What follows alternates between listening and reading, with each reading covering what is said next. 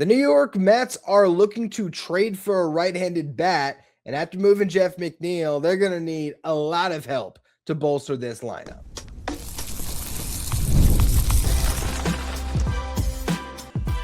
You are Locked On Mets, your daily New York Mets podcast, part of the Locked On Podcast Network, your team every day. Hello to all you amazing Mets fans. You're listening to Locked On Mets, part of the Locked On Podcast Network, your team every day.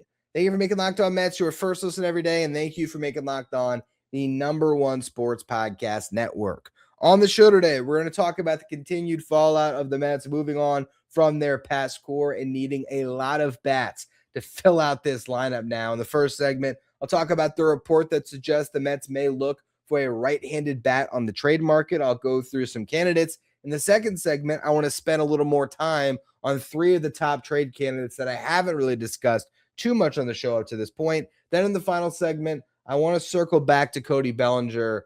I think with the trade of Jeff McNeil, Bellinger is becoming even more of a perfect fit for this roster. So I'll explain that to close out the show. Before we get to any of it, though, I'm your host, Ryan Finkelstein. I've been covering the New York Mets on this show since the 2019 season. This is the #1 daily podcast on the New York Mets. Want to find some of my written work? You can do so over at justbaseball.com, where I work as the editor-in-chief.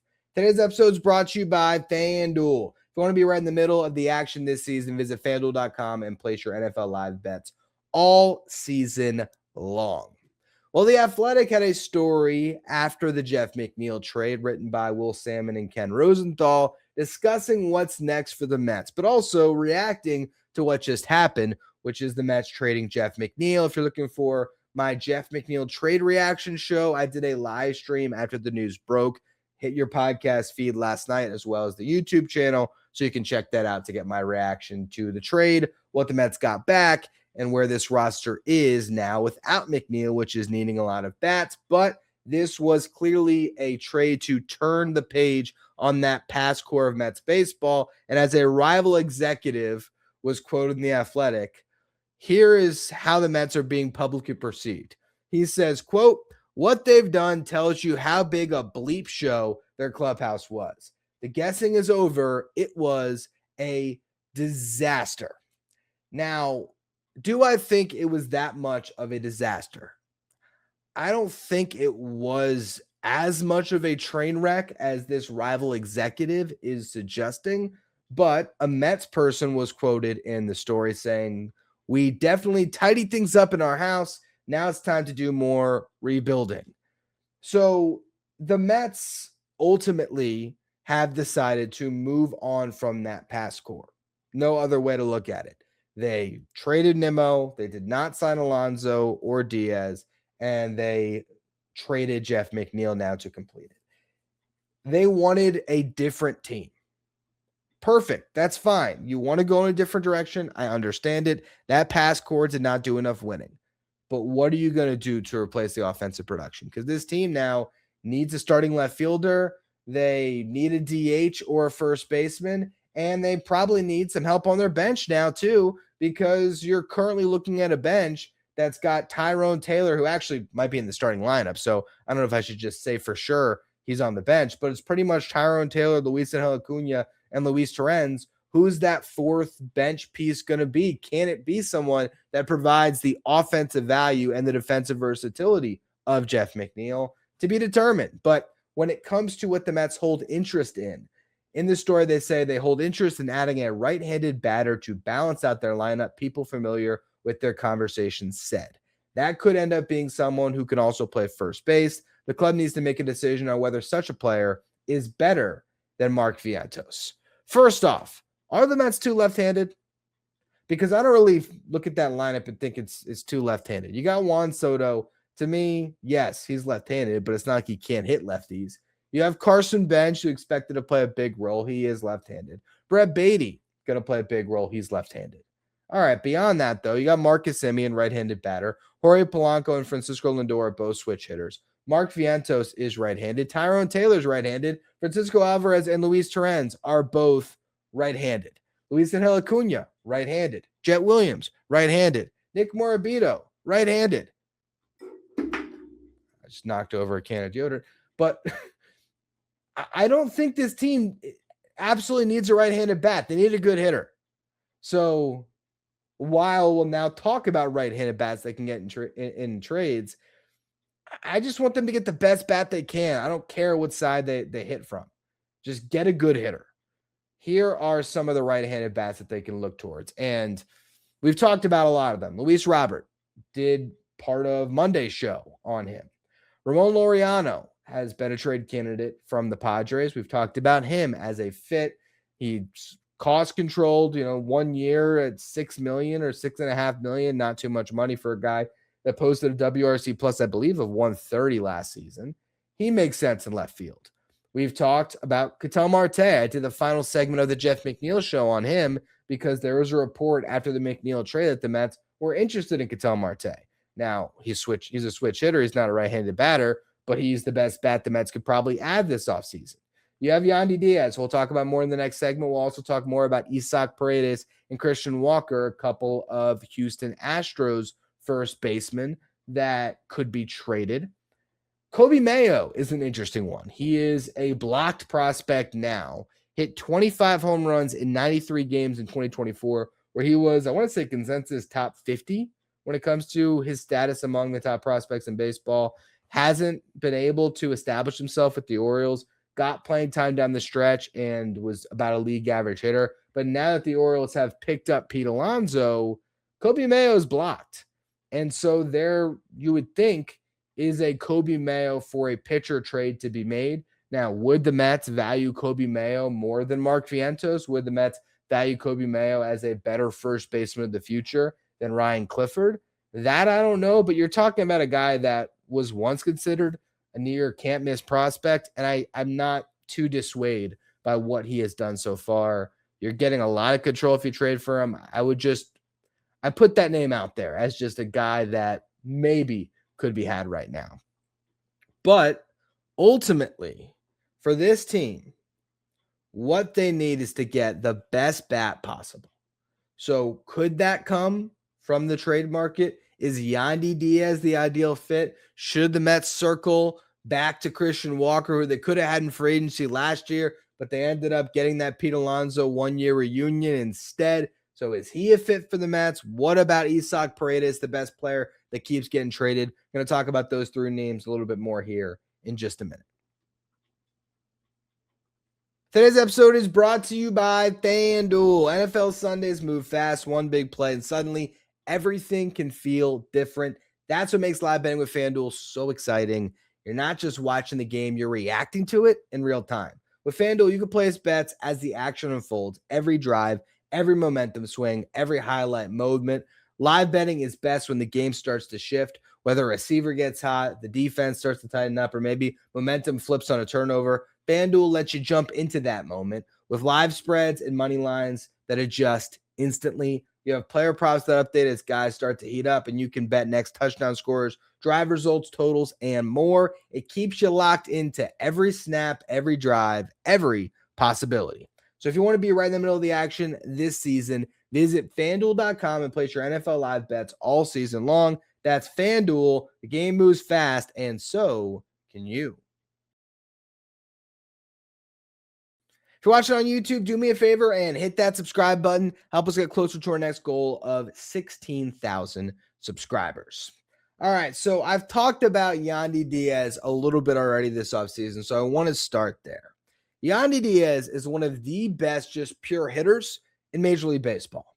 Over the past 4 seasons, there's only been 5 hitters that have cleared a 300 batting average over that span. Luis Ariz leads the league at a 318 batting average. Aaron Judge at 311, Freddie Freeman at 310. Then you get to Yandy Diaz with a 301 average. Yordan Alvarez is the 5th at a 300 batting average. So that's a pretty good group to belong to. Here's another one. There has been 10 hitters over the past 4 seasons that have maintained a WRC plus over 140, which is weighted runs creating plus, measure hitters on a league average of 100.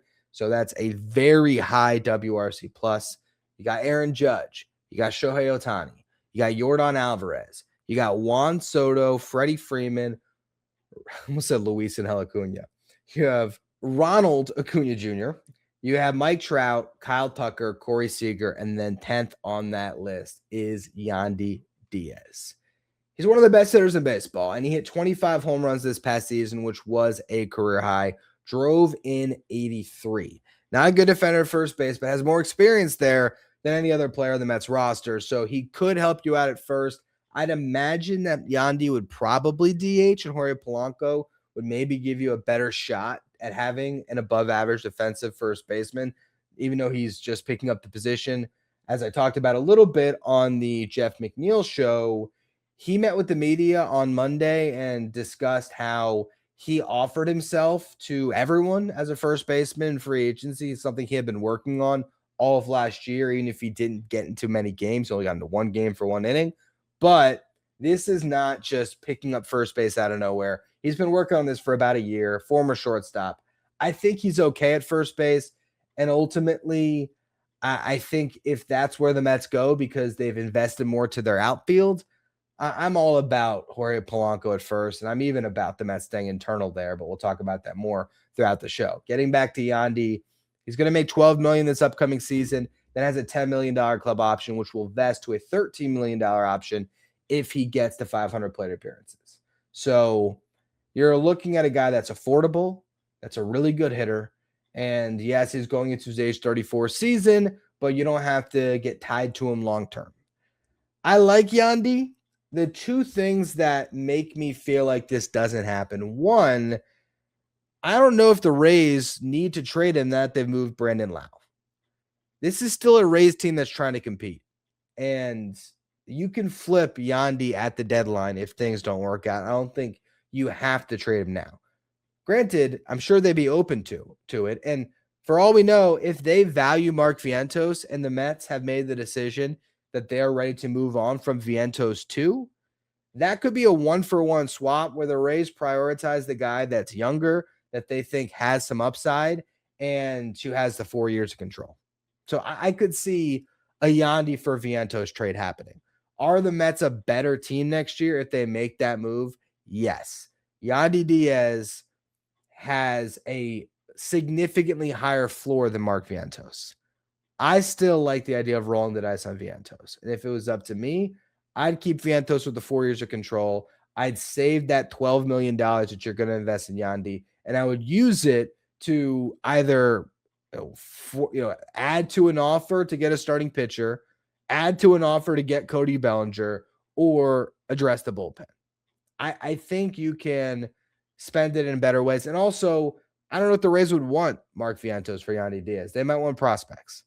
I would definitely be able to talk myself into Yandy Diaz, but I don't know if he is the best fit because he doesn't help your run prevention. He's not really helping you at first base, I don't feel. It's more just getting that bat in your lineup at DH, which is not the worst thing in the world. Now, you also have a couple of potential first basemen from the Astros. You got Isak Paredes and you got Christian Walker. Paredes keeps on getting traded. He was traded from the Rays to the Cubs. Then he was in the Kyle Tucker trade going back to Houston, missed some time due to injuries last season, still managed to hit 20 home runs in 102 games. He is one of the best pure pull hitters in baseball. He just knows how to get those pull side homers, which also makes him the perfect fit in Houston, which is why I'm not surprised he hit 20 home runs in 102 games because you have the Crawford boxes that I'm sure he was taking full advantage of. He also posted a 128 WRC plus last year, which is very strong. He walks a ton, career walk rate of 11%, does not strike out much, career strikeout rate of 17%. And I think you have a chance at having a pretty decent defender at first base. He's played all over the infield, first, third, and second. Probably played a little more third base in his career than anywhere else, but he certainly could fill in at first base for you.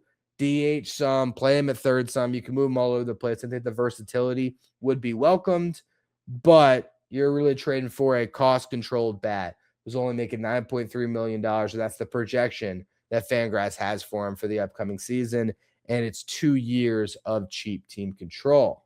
The other option is you trade for Christian Walker. So if the Astros would prefer to get rid of Christian Walker because he's older and he costs more money, you might be able to pick him up for much less in a trade And you get a guy that last year we were comparing him to Pete Alonso in free agency because he had 3 consecutive seasons prior to free agency, whereas WRC plus was over 120, where he was hitting 25 to 30 bombs a season. And in the 3 years prior to this contract, he was the best defensive first baseman in baseball. Now, he had a brutal season in Houston.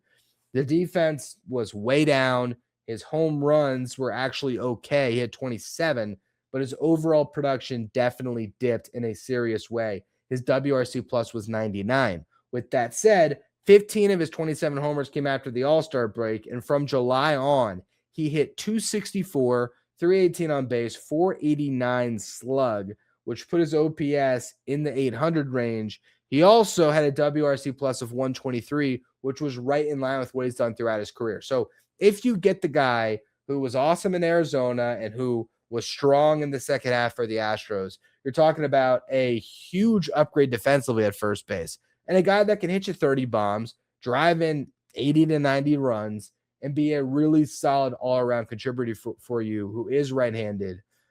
And you would think you could probably trade not much to get him, honestly. Like, I could see the Mets putting a Kodai Senga for Christian Walker trade on the table, and maybe even asking for some money back in return in that type of a deal, to be completely honest. I don't know what the Astros' appetite is to move off of Walker off the down year, but if they're trying to get that money off their books, maybe the Mets can get a steal of a trade and Christian Walker could fill that void at first base. I think I still personally lean Vientos over those 3 guys just because I don't love the idea of Christian Walker at $20 million for 2 years when he's coming off his worst season. He's going to be 35. That has a chance to be an albatross on your books in 2027, and I just wouldn't tie up that much money there. Yandy Diaz, he doesn't help you with run prevention at first base. He's a good hitter. I'd be open to it. But I don't know, probably because I'm a Vientos stan here who has believed in this kid since he was a prospect in the system. Now that you've cleared Pete Alonso, I just think he has all the runway in the world to showcase what he can do without the questions about playing time. I feel like you could just go into spring training and say, all right, Mark Vientos, we'll see what you can do at first base defensively, but you're going to get in the lineup and you're going to hit. I'd like that. The only problem is now that you've moved Jeff McNeil, your outfield looks really bad. And if you go defensive minded in the outfield, you need to pick up that offensive slack somewhere. And maybe the Mets are ready to move on from Mark Vientos because of the lack of defensive impact, because he has been so up and down throughout his career, because maybe he needs a change of scenery.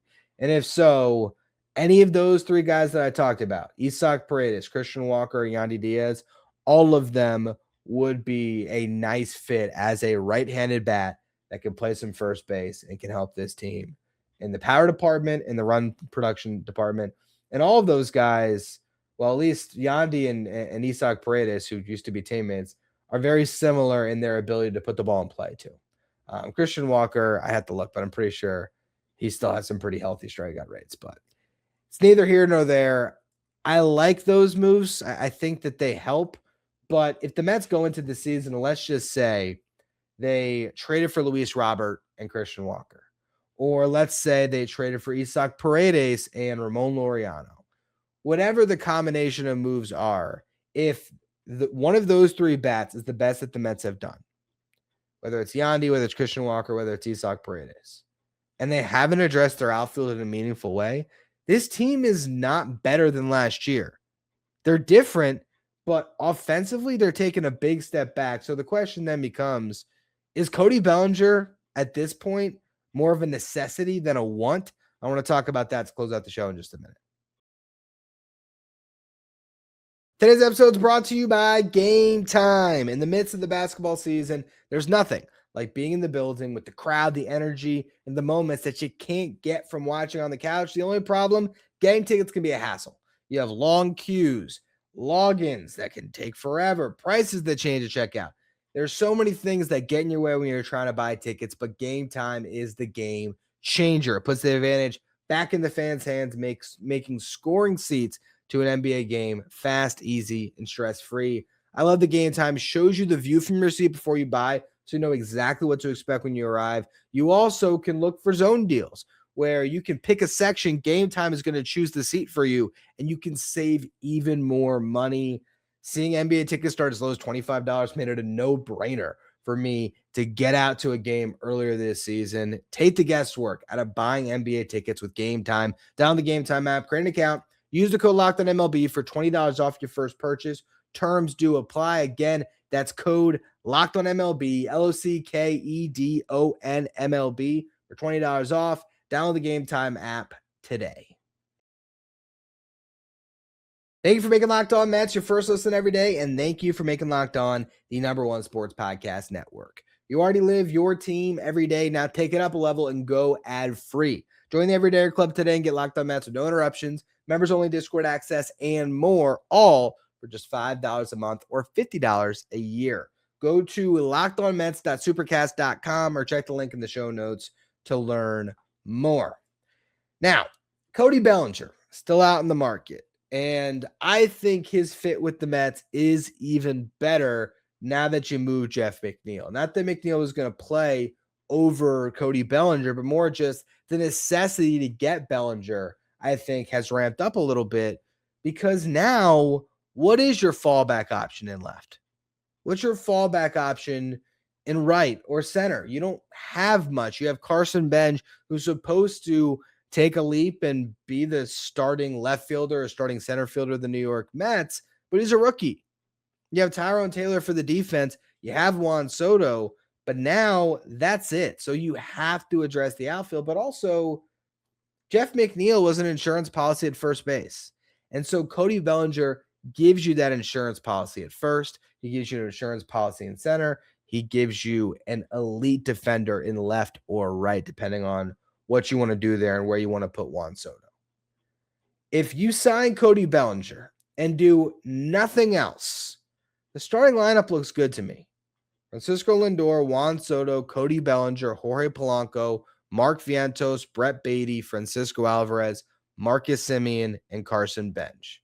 With a bench of Luis Angel Acuna, Tyrone Taylor, Luis Torrens. Right now, you can call Ronnie Mauricio a placeholder, but they can go out and they can then sign, if they wanted to, Starling Marte back for a couple $1 million, bring back a team leader that I guess you're cool with, bring back Juan Soto's best friend, and he'll give you another option to stick in the left field, but more likely to DH some against left-handed pitching. And against lefties, I'm trying to think about how you'd squeeze all these guys in the lineup.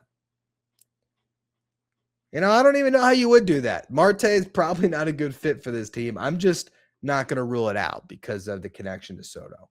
Ideally, you do something better with that spot. It's so funny that they say they need a right-handed bat, and that almost suggests that you are moving on from Vientos, because Vientos would be that right-handed bat, right?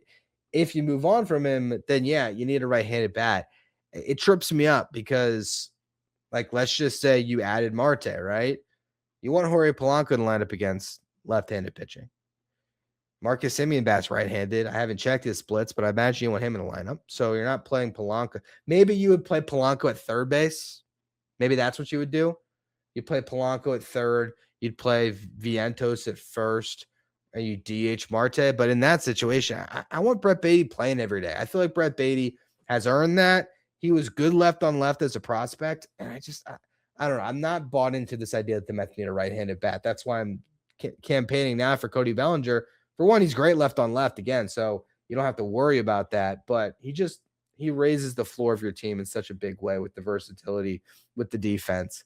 And he's a bat that can protect Juan Soto because he was protecting Aaron Judge last year. So I still think that's the best fit for the Mets. But obviously, they can go a lot of different directions this offseason.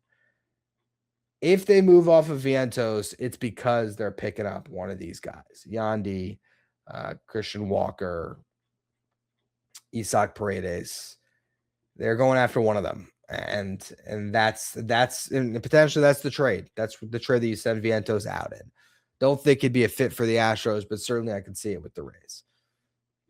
If you keep Vientos, though, you need to just focus on the outfield, and you need to focus on bringing in Bellinger, trading for Jarren Duran, or bringing in Kyle Tucker. Those are the three options that will actually make your team significantly better offensively for this upcoming season and round out the roster. And then I think you can also find, if you keep Vientos and you sign Bellinger, so Bellinger has the first base versatility, I think you can find another bat that you can plug into the outfield that can complete your bench a little bit. Or you can get like a Willie Castro type where it's Jeff McNeil, but obviously a different face, and a guy that, can do a little bit of everything for you. Maybe that's an option. Maybe it's picking up an outfielder like Marte or Randall Grichuk or Austin Hayes, one of these guys that's still out there. Or you just leave it open and you are just going full youth movement. This team right now is sitting in such a strange spot, and I still, and now what are we, like 2 weeks removed from it? I still can't see the vision of where this team is better now than had they just signed Pete Alonso. I'll still go back to that, where I think the lineup is missing that third big bat, and Jorge Polanco to me is not quite good enough. And even Cody Bellinger, to a certain extent, is a step back from what you had offensively. But I think what the Mets are going to put together when it's all said and done is a team that's versatile across the board, that brings a lot of defensive value, that's going to be much better in run prevention. And you're going to see a more David Stearns-esque team with a lot of athleticism, putting the ball in play, making a lot of stuff happen. And it could be a really fun squad to watch. It's just going to be one that's completely different from what we have grown to watch as Mets fans for the past, when it comes to this course, 7 seasons. So interesting moves the Mets have made. More work is to be done. If things follow what's happened so far this offseason, when I am unavailable to do a show, things happen. When earlier in the day yesterday, my dad and I were talking, and he said, "Have the Mets done anything?" I said, "No, but I'm going to a chiropractor appointment around 4 o'clock. So I'd expect that something's going to happen around 3 or 4 o'clock when I'm driving." And sure enough, I was about to leave the house. Jeff McNeil gets traded. When I was on my last vacation, you had Alonso and Diaz both happen in consecutive days. And then the Mets also picked up Jorge Polanco. So I am now used to stuff happening when I'm leaving. And I happen to be flying to see my sister's family for the holidays. We're flying in the afternoon as you're listening to this today. So if you want to be locked into when something's going to happen for the Mets, 1 o'clock Eastern to like 3:40 Central. So, 1 to 4 around then, expect a big move for the New York Mets to come in right before we get to Christmas, where a lot of times things can kind of go on pause for a couple of days. So we'll see if the Mets make another move before a little bit of a holiday break. If they do, I'm sure I'll be recording a YouTube short in the airport, and I will be getting a podcast out to you as soon as I possibly can. And I will continue to do shows throughout this week. They are just going to be audio only. I'm going to bring a camera and a mic just in case there's something that I can go live on, and maybe the Wi-Fi is good enough in my sister's house that we can make that happen. But regardless, the show's not going to stop. You're still going to have your Locked On Mets every day. I appreciate all of you for tuning in and making Locked On Mets your first listen, your first watch every day. Thank you for making Locked On the #1 sports podcast network. Subscribe wherever you get your podcasts. Follow me on Twitter, Finkelstein Ryan, the show at Locked On Mets. And if you want to be part of our Everydayer Club, you could find the link in the episode description to join if you want Locked On Mets with no interruptions. And now for your second listen, why don't you check out Locked On A's for the day and see what they think about Jeff McNeil coming aboard to Luis Severino's team. Check out that show now.